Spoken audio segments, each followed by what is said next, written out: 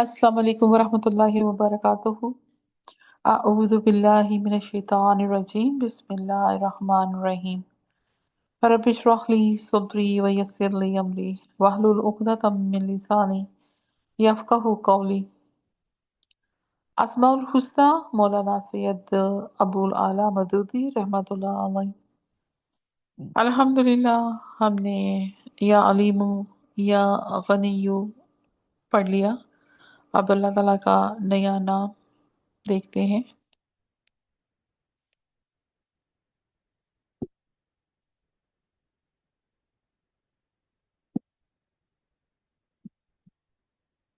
अल करीमु, बड़ा, बुजुर्ग, बेहतरीन, उम्दा, अपनी ज़ात में आप बुजुर्ग। सूरह इन्फितार में इरशाद है कि या अय्युहल इंसानु मा गररका बिरब्बिकल करीमिल्लज़ी खलक़का फसव्वका फअदलक। ए इंसान, किस चीज़ ने तुझे अपने उस रब्बे करीम की तरफ से धोखे में डाल रखा जिसने तुझे पैदा किया। फी अय्यी सूरतिम मा शाअ रक्कबक, तुझे निक से दुरुस्त किया, तुझे मुतनासब बनाया और जिस सूरत में चाहा तुझको जोड़ कर तैयार किया। अव्वल तो इस मोहसन परवरदिगार के एहसान और करम का तकाजा ये था कि तू शुक्रगुजार और एहसानमंद होकर इसका फर्मा बरदार बनता और इसकी नाफरमानी करते हुए तुझे शर्म आती, मगर तू तो इस धोखे में पड़ गया कि तू जो कुछ भी बना है खुद ही बन गया है और यह ख्याल तुझे कभी भी नहीं आया कि उस वजूद के बख्शने वाले का एहसान माने। दूसरे तेरे रब का ये कर्म है कि दुनिया में जो कुछ तू चाहता है कर गुजरता है, और ऐसा नहीं होता कि जो ही तुझसे कोई खता सरजद हो वो तुझ पर फालज गिरा दे या तेरी आंखें अंधी कर दे या तुझ पर बिजली गिरा दे। लेकिन तूने उस करीमी को कमजोरी समझ लिया है और इस धोखे में पड़ गए हो कि तेरे खुदा की खुदाई में अदल नाम की कोई चीज ही नहीं है। कोई मकबूल वजह इस धोखे में पड़ने की नहीं है। तेरा वजूद खुद बता रहा है कि तू खुद नहीं बन गया है, तेरे माँ बाप ने भी तुझे नहीं बनाया है। अनासर के आप से आप जुड़ जाने से भी इतफाकन तो इंसान बनकर पैदा नहीं हो गया। अनासर यहाँ पे हमारे पर जो सेल्स हैं उनकी बात हो रही है, खुलियास की बात हो रही है। बल्कि एक अजीम खुदाए तवाना ने तुझे इस मुकम्मल इंसानी शक्ल में तरतीब दिया है। तेरे सामने हर किस्म के जानवर मौजूद हैं जिनके मुकाबले में तेरी बेहतरीन साख्त और तेरी अफजल और अशरफ कुव्वतें साफ नुमाया है। अगर हम सूरह 3 पढ़ें तो उसमें भी अल्लाह ताला यही बता रहा है कि तुझे मैंने कितना अफजल बनाया है। अक्ल का तकाजा ये था कि उसको देखकर तेरा सर बारे एहसान से झुक जाता और उस रब करीम के मुकाबले में तो कभी नाफरमानी की जुर्रत ना करता। तो ये नहीं जानता है कि तेरा रब सिर्फ रहीम और करीम ही नहीं है, बल्कि वो जब्बार भी है और कहार भी है। जब उसकी तरफ से कोई जल्जला आता है, सैलाब आ जाता है, तो तेरी सारी की सारी तदबीरें उसके मुकाबले में नाकाम हो जाती हैं। तुझे ये भी मालूम है कि तेरा रब जाहल और नादान नहीं है, बल्कि हकीम और दाना है। और हिकमत और दानाई का लाजमी तकाजा ये है कि जिसे अक्ल दी जाए उसे उसकी अमा का जिम्मेदार भी ठहराया जाए, जिसे इख्तियारात दिए जाए उससे हिसाब भी लिया जाए कि उसने अपने इख्तियारात को कैसे इस्तेमाल किया, और जिसे अपनी जिम्मेदारी पर नेकी और बदी करने की ताकत दी जाए उसे नेकी पर जजा और बदी पर सजा भी दी जाए। ये सब हकीकतें तेरे सामने रोजे रोशन की तरह आया है। इसलिए तू ये नहीं कह सकता कि अपने रब करीम की तरफ से जिस धोखे में तू पड़ गया है इसकी कोई मकबूल वजह भी मौजूद हो। तो खुद जब किसी का अफसर होता है तो उसे अपने मातहत को कमीना समझते हो, जो तेरी शराफत और नरम दिली को कमजोरी समझकर तेरे सर चढ़ जाता है। इसलिए तेरी अपनी फितरत की गवाही देने के लिए काफी है कि मालिक का करम हरगिज इसकी वजह नहीं होनी चाहिए कि बंदा उसके मुकाबले में जुर्रतमंद हो जाए और इस गलत फहमी में पड़ जाए कि मैं जो कुछ हूँ और जो कुछ चाहूँ करूँ, मेरा कोई कुछ नहीं बिगाड़ सकता। ये अल्लाह ताला की शान करीमी ही तो है कि आदमी अगर उसके बख्शे हुए माल को اسی کی راہ میں صرف کرتا ہے، اسی کی راہ میں خرچ کرتا ہے، تو اسے وہ اپنے ذمہ قرض ٹھہرا دیتا ہے۔ اللہ تعالیٰ کیا کہتا ہے کہ مجھے تم کیا دو، قرض دے دو، مجھے جو بھی میرے لیے خرچ کرتے ہو مجھے قرض سمجھ کے دیا کرو، بشرطے کہ وہ قرض حسن ہو، اچھا قرض ہو، یعنی خالص نیت کے ساتھ، کسی ذاتی غرض کے بغیر دو، کسی قسم کی ریاکاری، تمہیں کوئی شہرت اور ناموری اس کے پیچھے اس کا لیبل نہ ہو، اسے دیگر کسی پہ احسان نہ جتانا، اس کا دینے والا صرف اللہ کی رضا کے لیے دیے، اور اس کے سوا کسی کے اجر اور کسی کی خوشی پر نگاہ نہ رکھے۔ اس قرض کے متعلق اللہ کے دو وعدے ہیں، ایک یہ کہ وہ اس کو کئی گنا بڑھا چڑھا کر واپس کر دے گا، سورہ بقرہ میں بھی اس میں ہے کہ اللہ تعالیٰ کہتا ہے کہ تم مجھے ایک دیتے ہو تو میں اس کی گندم کی بالی کے اندر جیسے اس کے 12 دانے ہیں اور ہر ایک دانے کے اندر پھر دانے ہیں، تو میں اسے اس طرح اتنا ملٹیپلائی کر کے دیتا ہوں۔ دوسرے یہ کہ وہ اس پر اپنے ضرب سے بہترین اجر بھی عطا فرمائے گا۔ العفون، درگزر کرنے والا، نرمی سے کام لینے والا۔ العفو، سورہ حج کی آیت 60 میں اللہ تعالیٰ کہتا ہے لَيَنْصُرَنَّهُ اللَّهُ إِنَّ اللَّهَ لَعَفُوٌّ غَفُورٌ۔ اینڈ والے پارٹ کا ترجمہ کیا ہوا ہے کہ اللہ تعالیٰ معاف کرنے والا اور درگزر ہے۔ سورہ مجادلہ کی آیت نمبر 3 میں ارشاد ہے وَإِنَّهُمْ لَيَقُولُونَ مُنْكَرًا مِنَ الْقَوْلِ وَزُورًا، یہ لوگ ایک سخت ناپسندیدہ اور جھوٹی بات کہتے ہیں۔ وَإِنَّ اللَّهَ لَعَفُوٌّ غَفُورٌ، اور حقیقت یہ ہے کہ اللہ بڑا ہی معاف کرنے والا اور درگزر فرمانے والا ہے۔ سورہ مجادلہ میں ایک صحابیہ تھی، وہ حضرت محمد صلی اللہ علیہ وسلم کے پاس ایک دن آئی، دوسرے دن آئی، اور وہ شکایت کر رہی تھی کہ میرا شوہر جو سا ہے وہ مجھے اپنی ماں سے تشبیہ دیتا ہے، تو مجھے بتائیں میں کیا کروں۔ تو پھر اس کا جواب اللہ تعالیٰ نے کہ سورہ مجادلہ میں دیا۔ تو سورہ نساء کی آیت 43 میں ہے فَامْسَحُوا بِوُجُوهِكُمْ وَأَيْدِيكُمْ، اور اس سے اپنے چہروں اور ہاتھوں پر مسح کرو۔ ان اللہ کان عفوا غفورا، بے شک اللہ نرمی سے کام لینے والا، بخشش فرمانے والا ہے۔ یہ جو آیا ہے یہ جو ہم تیمم کرتے ہیں، تیمم یہ اس کا ہے۔ کچھ واقعہ ایسا تھا کہ آپ کسی جنگ سے واپس آ رہے تھے تو رستے میں پڑاؤ کیا، اور سب صحابیوں نے وہاں پہ پانی نہیں تھا، تو حضرت عائشہ رضی اللہ تعالیٰ عنہا اس وقت آپ کے ساتھ تھی۔ تو اس وقت پانی وہاں پہ کوئی نہیں تھا، تو اب ان کو سمجھ نہیں آتی ساری صحابیوں کے کہ ہم نماز کیسے پڑھیں۔ تو حضرت محمد صلی اللہ علیہ وسلم حضرت عائشہ رضی اللہ عنہا کی گود میں سر رکھ کے سوئے ہوئے تھے۔ تو حضرت ابو بکر آئے، انہوں نے کہا کہ بھئی نماز کا بھی وقت گزرا جا رہا ہے اور ہمیں پتہ نہیں کہ ہم نے وضو وغیرہ کیسے کرنا ہے، کیا کریں، پانی ہے نہیں ہے تو کیا کریں۔ تو خیر اسی کشمکش میں وحی ہے آئی، اور اس میں پھر یہ بتایا گیا کہ جو مٹی ہے تو اس سے آپ کیا کریں، اسے اپنے چہروں پہ اور ہاتھوں پہ مسح کر لو، کیونکہ اللہ تعالیٰ تمہارے لیے نرمی برتتا ہے، وہ بخشنے والا ہے۔ سورہ نساء کی آیا 99 میں ہے فَأُولَٰئِکَ عَسَى اللَّهُ أَن يَعْفُوَ عَنْهُمْ، بعید نہیں ہے کہ اللہ انہیں معاف کر دے۔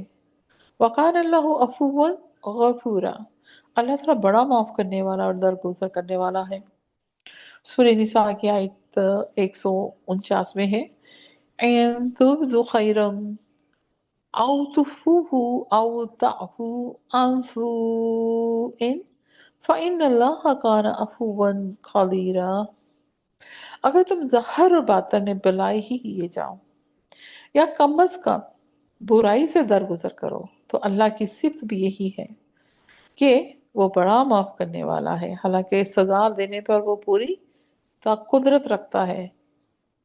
قدیرن، اس آیت پہ مسلمانوں کو ایک نہایت بلند درجے کی اخلاقی تعلیم دی گئی ہے۔ मुनाफिक और यहूदी और बुत परस्त सबके सब उस वक्त हर मुमकिन तरीके से इस्लाम की राह में रोड़े अटकाने और उसकी पैरवी कबूल करने वालों को सताने और परेशान करने पे तुले हुए थे। कोई बदतर से बदतर तदबीर ऐसी नहीं थी जो इस नई तहरीक के खिलाफ इस्तेमाल ना कर रहे हो। नई तहरीक से मुराद इस्लाम जो उस वक्त फैला था, उस पर मुसलमानों के अंदर नफरत और गुस्से के जज्बात का पैदा होना भी एक फितरी अमर था। अल्लाह ताला ने उनके दिलों में इस किस्म के जज्बात का तूफान उठते देख कर फरमाया कि बदगोई पर जुबान खोलना तुम्हारे खुदा के नज़दीक कोई पसंदीदा काम नहीं है। ये हमारे नबी हजरत मोहम्मद सल्लल्लाहु अलैहि वसल्लम को बताया गया कि इन्होंने तो करना ही अपने काम करने हैं। तो लेकिन आपने उसका जवाब जो सा है ना, वो आगे से अच्छाई से दो, अहसन तरीके से दो, फसबिर और फिर सब्र भी करो। तो इसमें शक नहीं कि तुम मजलूम हो, अगर मजलूम जालिम के खिलाफ बदगोई पर जुबान खोले तो उसे तो हक पहुंचता है। लेकिन फिर भी अफजल यही है कि खुफिया हो या अलानिया, हर हाल में भलाई किए जाओ और बुराइयों से दरगुजर करो, क्योंकि तुमको अपने अहलाक में खुदा के अहलाक से करीब तक होना है। जिस खुदा का कुर्ब तुम चाहते हो उसकी शान ये है कि वो नहायत ही हलीम है, बुर्दबार है, सख्त सख्त मुजरिमों तक को रिज़्क देता है और बड़े से बड़े कसूरों पर भी माफ किए चला जाता है। लिहाजा इसे करीब तर होने के लिए तुम भी आली हौसला और वसी उल ज़र्फ बनो। अब आप तैफ का मामला याद कर लें कि क्या नहीं किया उन लोगों ने। लेकिन जैसे ही पहाड़ों का फरिश्ता आया, उसने कहा कि आप हुक्म दें तो मैं इन पहाड़ों के दरमियान में इनको मसल दूं। आपने कहा नहीं, हो सकता है कि यहाँ से कभी कोई ईमान और इस्लाम का परवाना उठे। तो फिर वहां से लोग, बहुत सारे लोग माशाल्लाह ईमान लेके आए।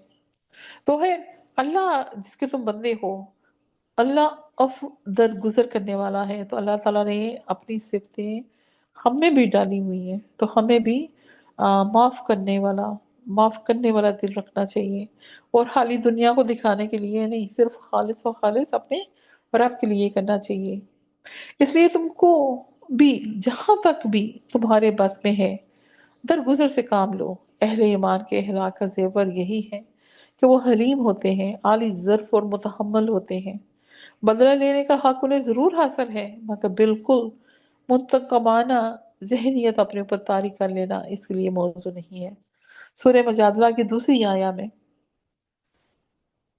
तुम में से जो लोग अपनी बीवियों से जिहार करते हैं, ये भी मैंने आपको ऊपर बताया जब पहली आया आई थी, कि उनकी बीवियां उनकी माएँ नहीं हैं, इनकी माएँ तो वही हैं जिन्होंने उनको पैदा किया है। ये लोग एक सख्त नापसंदीदा और झूठी बात कहते हैं, और हकीकत यह है कि अल्लाह बड़ा माफ करने वाला है और दरगुजर फरमाने वाला है।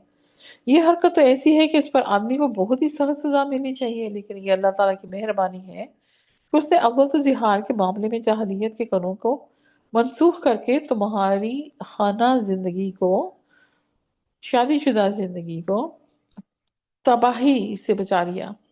दूसरा, इस फेल का इर्तिकाब करने वालों के लिए वो सजा सजा तजवीज की जो इस जुर्म की हल्की से हल्की सजा हो सकती थी। और सबसे बड़ी मेहरबानी ये की कि सजा किसी जरब या कैद की शक्ल में नहीं, जरब मतलब मारपीट की शक्ल में नहीं, या कैद नहीं किया गया, बल्कि चंद ऐसी इबादत और नेकियों की शक्ल में तजवीज की जो तुम्हारी नफ्स की इस्लाह करने वाली थी और तुम्हारे माशरे में भलाई फैलाने वाली है। जैसे कि रोजा खुलवाना, खुद रोजे रखना, मस्कीनों को खाना खिलाना, ज़कात देना। तो उसका एक तो आप उसका हर्जाना दे रहे हो, लेकिन वो तुम्हारे ही हक में जा रहा है। अल कदीर, कामिल कुदरत रखने वाला, बड़ी ही कुदरत वाला। सूरह बकरा की आयत नंबर 20 में अल्लाह ताला कहता है, इन्नल्लाह अला कुल्ली शैइन कदीर। और सूरह बकरा की आयत 106, 109, 148, 259, 284, और आले इमरान की आयत 26, 29, 165, 189, सूरह माइदा की आयत 17, 19, 40, 120, अल इनाम की आयत 17, अल इनफाल की आयत 41, अल तौबा की आयत 39, سورہ توبہ کی آیت 4، النحل کی آیات 70 to 77، سورہ حج کی آیات 6-39، سورہ نور کی آیت 45، سورہ عنکبوت کی آیت 20، الروم کی آیت 50 سے 54، سورہ فاتر کی پہلی آیا، سورہ فصیلات کی آیا 39، سورہ شورا کی آیات 2، 29، 50، سورہ الاحقاف کی آیت 33، الحدید کی آیت 2، الحشر کی آیت 6، الممتحنہ کی آیت 7، التغابن کی آیت پہلی، اور سورہ طلاق کی آیت 12، سورہ تحریم کی آیت 8، اور سورہ ملک کی آیت فرسٹ۔ تمام نظام کائنات پر وہی حاکم ہے، اور گردش لیل و نہار اسی کے قبضے قدرت میں ہے۔ جو خدا رات کی تاریکی میں سے دن کی روشنی نکالتا ہے اور چمکتے ہوئے دن پر رات کی ظلمت، ظلمت مطلب تاریکی، تاریک کر دیتا ہے، وہی خدا اس پر بھی قادر ہے کہ آج جن کے اقتدار کا سورج نصف النہار پر ہے، ان کے زوال و غروب کا منظر بھی دنیا کو جلد ہی دکھا دے، اور کفر و جہالت کی جو تاریکی اس وقت حق اور صداقت کی فجر کا راستہ روک رہی ہے، وہ دیکھتے ہی دیکھتے اس کے حکم سے چھٹ جائے، اور وہ دن نکل آئے جس میں راستی علم و معرفت کے نور سے دنیا روشن ہو جائے۔ بچپن، جوانی، بڑھاپا، یہ ساری حالتیں اسی کی پیدا کرتی ہیں، یہ اسی کی مشیت ہے، اسی کی رضا ہے، اسی کی رضا پر موقوف ہے کہ جسے چاہے کمزور پیدا کرے اور جس کو چاہے طاقتور بنا دے، جسے چاہے بچپن سے جوانی تک نہ پہنچنے دے اور جس کو چاہے جوانی میں ہی فوت ہو جائے وہ اپنے پاس بلا لے اس کو، جسے چاہے لمبی عمر دے کر بھی تندرست و توانا رکھے، اور جس کو چاہے شاندار جوانی کے بعد بڑھاپے میں اس طرح ایریاں رگڑوائے کہ دنیا اسے دیکھ کر عبرت کرنے لگے۔ انسان اپنی جگہ جس غرور، گھمنڈ، تکبر میں چاہے مبتلا ہوتا رہے، مگر اللہ کے قبضے قدرت میں وہ اس طرح بے بس ہے کہ جو حالت بھی خدا اس پہ طاری کر دے، اسے وہ اپنی کسی بھی تدبیر سے نہیں بدل سکتا۔ مغرور بندے اس غلط فہمی میں ہیں کہ زمین اور اس کے بسنے والوں کی قسمتوں کے فیصلے کرنے والے وہ خود ہیں، مگر جو طاقت ایک ذرا سے بیج کو تنا آور درخت بنا دیتی ہے اور ایک تنا آور درخت کو حزب سوختنی میں تبدیل کر دیتی ہے، اسی کو یہ قدرت حاصل ہے کہ جن کے دبدبے کو دیکھ کر لوگ خیال کرتے ہوں کہ بھلا ان کو کون ہلا سکے گا، انہیں ایسا گرائے کہ دنیا کے لیے نمونے عبرت بن جائیں۔ آپ کو فرعون یاد آئے گا، شداد کی جنت بھی یاد آئے گی،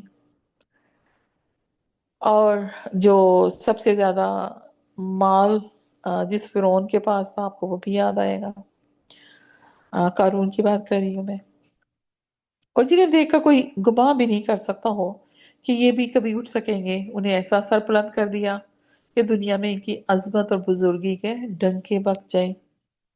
کوئی انسان، ہاں وہ بڑے سے بڑا دینوی اقتدار کا مالک بنا پھرتا ہو یا روحانی اقتدار کا مالک سمجھا جاتا ہو، کبھی بھی اس پر قادر نہیں ہو سکتا کہ دوسروں کو دلوانا تو بڑی دور کی بات ہے، خود اپنے ہاں اپنی خواہش کے مطابق اولاد ہی پیدا کر سکے۔ جسے خدا نے بانج کر دیا وہ کسی دعا اور کسی علاج اور تویز گنڈے سے اولاد والا نہیں بن سکتا۔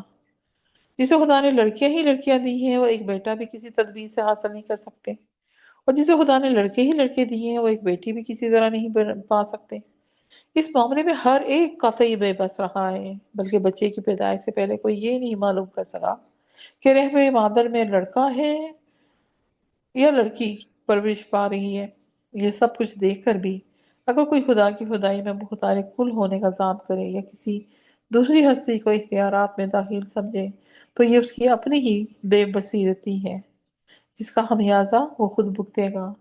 کسی کے اپنی جگہ کچھ سمجھ بیٹھنے سے حقیقت میں ذرا برابر بھی وہ تبدیلی نہیں آتی۔ اللہ ہر چیز پر قادر ہے، ساری کائنات کو چھوڑ کر صرف اپنی زمین کو لے لیں، اور زمین کے بھی تمام حقائق اور واقعات کو چھوڑ کر صرف انسان اور نباتات ہی کی زندگی پر نظر ڈالیں، یہاں اس کی قدرت کے جو کرشمے آپ کو نظر آتے ہیں، کیا انہیں دیکھ کر کوئی صابع عقل آدمی یہ کہہ سکتا ہے کہ خدا بس وہی کچھ کر سکتا ہے جو آج ہم اسے کرتے ہوئے دیکھ رہے ہیں؟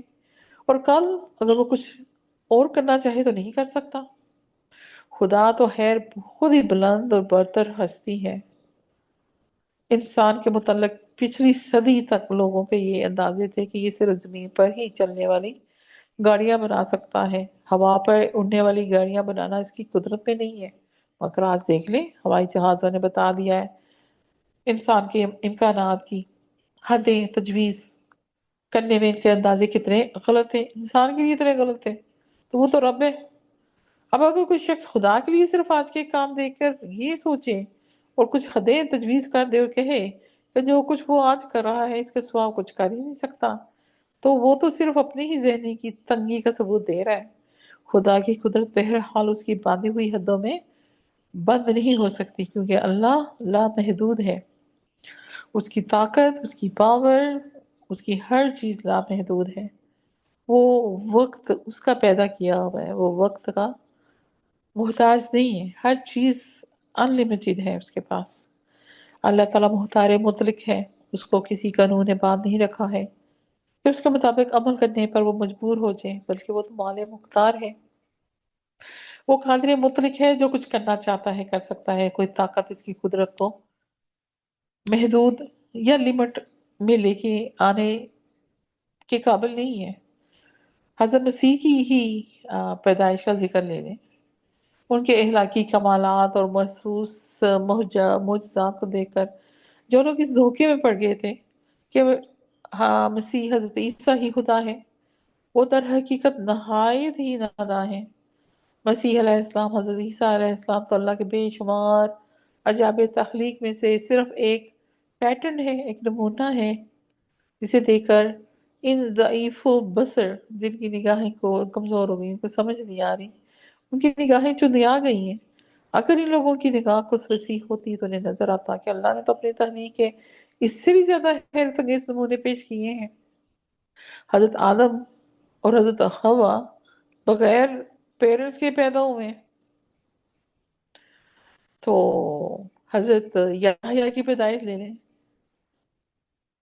کہ حضرت زکریا علیہ السلام جو سے تھے وہ عمر کے اس حصے میں تھے، اور ان کی بیگم اس عمر کے حصے میں ہونے کے باوجود بیرن تھی، تو پھر بھی اللہ تعالیٰ نے حضرت یحییٰ دیے ان کو۔ تو یہ تو اللہ تعالیٰ کی نشانیاں ہیں، ایسی تو بہت ساری اور نشانیاں اللہ تعالیٰ دکھاتا ہے، لیکن تو یہ سارے نمونے پیش کرا اللہ تعالیٰ، اس کی قدرت کسی حد کے اندر لمیٹیشن نہیں ہے، انلمیٹڈ ہے۔ بس یہ بڑی بے دانشی ہے کہ مخلوق کے کمالات کو دیکھ کر اسی پہ خالق کا گمان کر لیں۔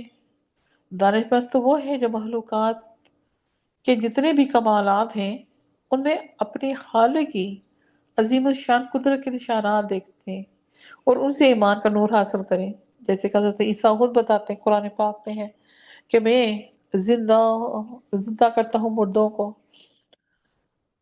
مردہ پرندے کو میں زندہ کر دیتا ہوں، بیمار کو میں صحیح کر دیتا ہوں، اندھے کو میں بینا کر دیتا ہوں۔ یہ میں سب اپنے رب کے حکم سے ہی کر رہا ہوں، ورنہ میرے پاس یہ نہیں ہے طاقت کرنے کی۔ اللطیف، غیر محسوس طریقوں سے اپنے ارادے پورے کرنے والا، پوشیدہ حقائق جاننے والا۔ سورہ انعام کی آیا 103 میں اللہ تعالیٰ کہتا ہے وَهُوَ يُدْرِكُ الْأَبْصَارَ وَهُوَ اللَّطِيفُ الْخَبِيرُ، وہ نگاہوں کو پا لیتا ہے، وہ نہایت بریک بین اور باخبر ہے۔ سورہ یوسف کی آیا 100 میں ہے ان ربی لطیف لما یشاء، واقعی یہ ہے کہ میرا رب غیر محسوس تدبیروں سے جو چاہتا ہے وہ کر لیتا ہے، لما یشاء، انہ هو العلیم الحکیم، بے شک وہ علیم اور حکیم ہے۔ سورہ حج کی آیت 63 میں اللہ تعالیٰ کہتا ہے فَتُصْبِحُ الْأَرْضُ مُخْضَرَّةً، اور اس کی بدولت زمین سرسبز ہو جاتی ہے، کیوں؟ کیونکہ وہ پانی برساتا ہے۔ اللہ کو پتا ہے کہ کہاں پہ پانی برستا ہے اور کہاں پہ نہیں۔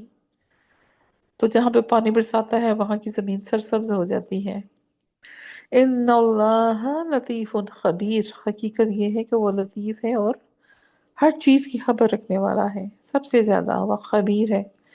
سورہ لقمان کی آیت 16 میں آتا ہے فتقن فی صخرۃ او فی السماوات او فی الارض یأتی بها اللہ، کوئی چیز بھی رائے کے دانے کے بھی برابر ہو اور کسی چٹان میں یا آسمان میں، فی السماوات یا آسمانوں میں یا زمین میں، کہیں بھی چھپی ہو اللہ اسے نکال لائے گا۔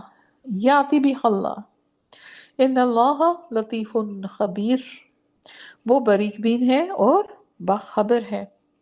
سورہ شورى کی آیت 19 میں اللہ تعالیٰ فرماتا ہے اللہ لطیف بعبادہ یرزق من یشاء،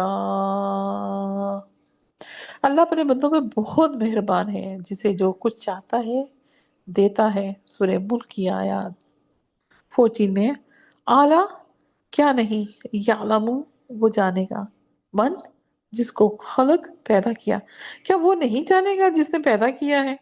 انسان کی بات کر رہے ہیں یہاں پہ، اور جتنے بھی خلق بنائے ہیں۔ وَهُوَ اللَّطِيفُ الْخَبِيرُ، حالانکہ وہ باریک بھی اور باخبر ہے۔ سورہ احزاب کی آیت 34 میں اللہ تعالیٰ کہتا ہے، اس کا یہ اینڈنگ پارٹ ہے، ان اللہ کان لطیفا خبیرا، بے شک اللہ لطیف اور باخبر ہے۔ چھپی سے چھپی باتوں تک اس کا علم اس کو پہنچ جاتا ہے، اسے کوئی چیز چھپی نہیں رہ سکتی۔ اس لیے اللہ تعالیٰ جو ہے وہ رات کے اندھیرے میں کالے پتھر کے اوپر کالی چونٹی کو بھی دیکھ سکتا ہے کہ کیا ہو رہا ہے۔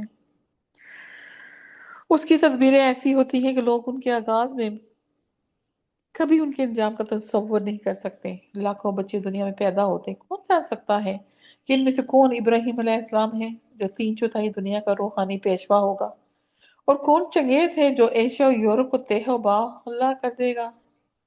خوردبین جب ایجاد ہوئی تھی اس کو کون تصور کر سکتا تھا کہ یہ ایٹم بم اور ہائیڈروجن بم تک نوبت پہنچائے گی۔ کولمبس جب سفر کو نکل رہا تھا تو کس سے معلوم تھا کہ یہ امریکہ کی بنا ڈالی جا رہی ہے۔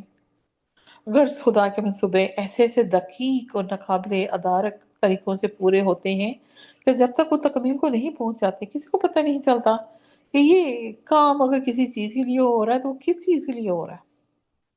اللہ اپنے بندوں پہ بہت مہربان ہے، لطیف ہے، جس کا پورا مفہوم مہربان سے ادا ہو ہی نہیں سکتا۔ مطلب ہم لطیف کا جو صحیح ترجمہ ہے وہ کر ہی نہیں پا رہے۔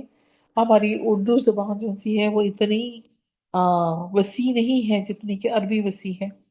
تو اس لفظ میں دو مفہوم ملتے ہیں ہمیں، ایک یہ کہ اللہ اپنے بندوں میں بڑی شفقت اور عنایت رکھتا ہے، اور دوسرا یہ کہ وہ بڑی باریک بینی کے ساتھ ان کی دقیق ترین ضروریات پر بھی نگاہ رکھے ہوئے ہیں، جس تک کسی کی نگاہ نہیں پہنچ سکتی انہیں اس طرح پورا کرتا ہے کہ وہ خود بھی محسوس نہیں کرتے کہ ہماری کون سی ضرورت کب کس نے پوری کر دی۔ پھر بندوں سے مراد محض اہل ایمان والے بندے نہیں ہیں بلکہ تمام بندے ہیں، یعنی اللہ کا یہ لطف اس کے سب بندوں پر عام ہے۔ الخبیر، نہایت باخبر ہستی۔ سورہ بقرہ کی آیت 234 اور 271، 234 اور 271 میں اللہ تعالیٰ at the end of the آیات کہہ رہا ہے واللہ بما تعملون خبیر، اور سورہ آل عمران کی آیت 153 میں ہے واللہ خبیر بما تعملون۔ سورہ معاہدہ کی آیت 8، آل انعام کی 18، 73، 103، سورہ توبہ کی آیت 16، ہود کی آیت 1 اور 111، سورہ حج کی آیت 63، سورہ نور کی آیت 50 اور 53، 30 اور 53، سورہ نمل کی آیت 88، سورہ لقمان کی آیت 16، 29، 34، سورہ سبا کی فرسٹ آیا، سورہ فاطر کی آیا 14، 31، سورہ شورى کی آیا 27، سورہ الحجرات کی آیا 13، سورہ حدید کی آیا 10، سورہ مجادلہ کی آیا 3، 11، 13، سورہ حشر کی آیا 18، المنافقون کی آیا 11، التغابن کی آیا 8، التحریم کی آیا 3، الملک سورہ ملک کی آیا 14، سورہ عادیات کی آیا 11 میں بیان ہوا ہے یہی، واللہ بما تعملون خبیر یا واللہ خبیر بما تعملون۔ اس کے علاوہ سورہ نساء میں آیت 35، 94، 128، 135، سورہ الاسراء کی آیت 17، 30، 96، سورہ فرقان کی آیت 58، 59، سورہ الاحزاب کی آیت 234، سورہ فتح کی آیت 11 میں خبیرن کا بھی اللہ تعالیٰ نے لفظ استعمال کیا ہے، اپنی صفت استعمال کی ہے۔ وہ اپنی دنیا کے حالات، مسالے اور ضرورت سے باخبر ہے اور جانتا ہے کہ اپنی خدائی کا کام کس طرح کرنا ہے، بندوں کے لیے خیر کس چیز میں ہے اور ان کی ہدایت اور رہنمائی کے لیے کیا اصول موضوع ہے اور کون سے ضابطے ٹھیک ٹھاک ان کی مصلحت کے مطابق ہیں۔ ان امور کا اللہ تعالیٰ کے سوا کوئی نہیں جان سکتا، کیونکہ بندوں کی فطرت اس کے تقاضوں سے وہی باخبر ہے اور ان کے حقیقی مسالے پر وہی نگاہ رکھے ہوئے ہیں۔ بندہ خود اپنے آپ کو اتنا نہیں جانتا جتنا ان کا حوال ان کو اللہ تعالیٰ جانتا ہے۔ اسے اپنے ہر مخلوق کے متعلق پورا علم ہے کہ وہ کہاں ہے، کس حال میں ہے، کیا اس کی ضروریات ہیں، کیا کچھ اس کی مصرف کے لیے مناسب ہے، کیا اس نے اب تک کچھ کیا ہے اور آگے کیا اس سے ہونے والا ہے۔ وہ اپنی بنائی ہوئی دنیا سے بے خبر نہیں ہے، بلکہ اسے ذرے ذرے کی حالت پوری طرح معلوم ہے۔ یہ کیسے ممکن ہو سکتا ہے کہ خالق اپنی مخلوق سے بے خبر ہو؟ مخلوق خود اپنے آپ سے بے خبر ہو سکتی ہے، مگر اس کا خالق، اس کا بنانے والا اس سے بے خبر نہیں ہو سکتا۔ تمہاری رگ رگ اس نے بنائی ہے، تمہارے دل دماغ کا ایک ایک ریشہ، ایک ایک مسل، ایک ایک سٹرین اس کا بنایا ہوا ہے۔ تمہارا ہر سانس اس کے جاری رکھنے سے جاری ہے، تمہارا ہر عضو، ہر organ اس کی تدبیر سے کام کر رہا ہے۔ اسے تمہاری کوئی بات کیسے چھپی رہ سکتی ہے؟ اللہ اندھا اور بہرا نہیں ہے کہ کسی شاہ بے خبر کی طرح اندھا دھند کام کرے اور اپنی عطا اور بخشش میں بھلے اور برے کے درمیان میں کوئی تمیز ہی نہ کرے۔ وہ پوری بخبری کے ساتھ اپنی اس کائنات پر فرما روائی کر رہا ہے، ہر ایک کے ظرف و حوصلے پر اس کی نگاہ ہے، ہر ایک کے استاد کو وہ جانتا ہے، اسے معلوم ہے کہ تم میں سے کون کس راہ پہ اپنی کتنی محنتوں اور کوششوں کو لگا رہا ہے۔ اگر کبھی تم نے اللہ اور اس کے رسول سے بے نیاز ہو کر خود متحری کا راستہ اختیار کیا ہے یا اپنی رائے کو اور خیال کو اس کے حکم پر وہ قدم رکھ لیا ہے، تو جان رکھو کہ تمہارا سب کا تمہارا واسطہ اس خدا سے ہے جو تمہاری سب باتیں سن رہا ہے، جو تمہاری نیتوں سے بھی واقف ہے۔ اللہ جس کو جو اجر اور مرتبہ بھی دیتا ہے، یہ دیکھ کر دیتا ہے کہ کس نے کن حالات میں کس جذبے کے ساتھ کیا عمل کیا۔ اس کی بات اندھی بات نہیں ہے، وہ ہر ایک کا درجہ، اس کے عمل کا اجر پوری باخبری کے ساتھ متعین کرتا ہے۔ مثلاً اگر آدمی گھر میں چپکے سے بیوی کے ساتھ زہار کر بیٹھے، سورہ مجادلہ کا ہی لے لیں آپ واقعہ، اور پھر کفارہ ادا کیے بغیر میاں اور بیوی کے درمیان حسب سابق زوجیت کے تعلقات چلتے رہیں۔ اس میں اسی وجہ سے جو صحابیہ تھیں وہ آپ صلی اللہ علیہ وسلم کے پاس آئی تھی کہ وہ یہ کام آگے نہیں کرنا چاہ رہی تھی جب بیوی کے ساتھ زہار کیا تو چاہے دنیا میں کسی کو بھی اس کی خبر نہ ہو، اللہ کو تو بہرحال اس کی خبر ہوگی، تو اللہ کے مواخذے سے بچ نکلنا اس کے لیے کسی طرح ممکن نہیں ہے۔ اگر انسان کو یہ یاد رہے کہ وہ آزاد نہیں ہے بلکہ ایک خدا کا بندہ ہے اور وہ خدا اس کے تمام اعمال سے باخبر ہے، اس کے سامنے جا کر ایک دن اسے اپنے اعمال کی جواب دہی کرنی ہے، تو وہ کبھی بھی کسی بھی گمراہی اور بدعملی میں مبتلا نہیں ہوگا۔ اور انسان کی کمزوری سے اس کا قدم اگر کسی وقت پھسل بھی جاتا ہے تو ہوش آتے ہی وہ فوراً سبق جائے۔ توبہ کا دروازہ کھلا ہوا ہے فوت ہونے سے پہلے تک کا، تو اللہ تعالیٰ سے توبہ کا طلبگار ہو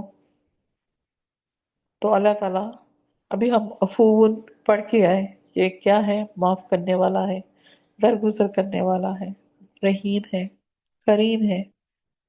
تو انشاءاللہ السمیع انشاءاللہ نیکسٹ ریکارڈنگ میں